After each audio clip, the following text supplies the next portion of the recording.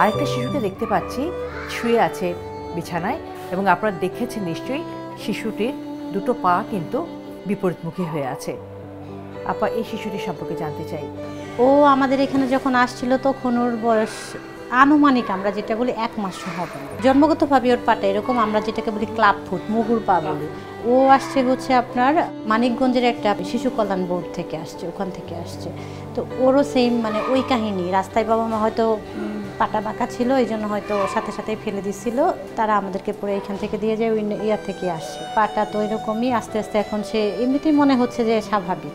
পরবর্তীতে এই অবস্থার যাতে উন্নতি হয় সেজন্য কি করছেন? হ্যাঁ, ক্লাব ফুটটা আসলে নর্মালি আমরা যেটা জানি যে জন্ম থেকে যে বাচ্চাদের এরকম পাটা বাঁকা থাকে, ডাক্তারের কাছে নিলে তারা হয়তো আপনার প্লাস্টার করে দিলে পাটা অনেক বাচ্চা সোজা হয়ে যায়। তো নর্মালি আপনার যে ছোট বয়সে যে বাচ্চাদের পাটা, সেটা আপনার 6 মাস কিংবা 7 মাস বয়সে ঠিক হয়ে যায়। কিন্তু ওর যেহেতু আপনার উরুতেও প্রবলেম আছে, স্পাইনেও প্রবলেম আছে, সেটা ডক্টর আসলে ওইভাবে মানে কতটুকু সে স্বাভাবিকভাবে হাঁটতে পারবে সেটাও একটা প্রশ্ন থেকেই যায়।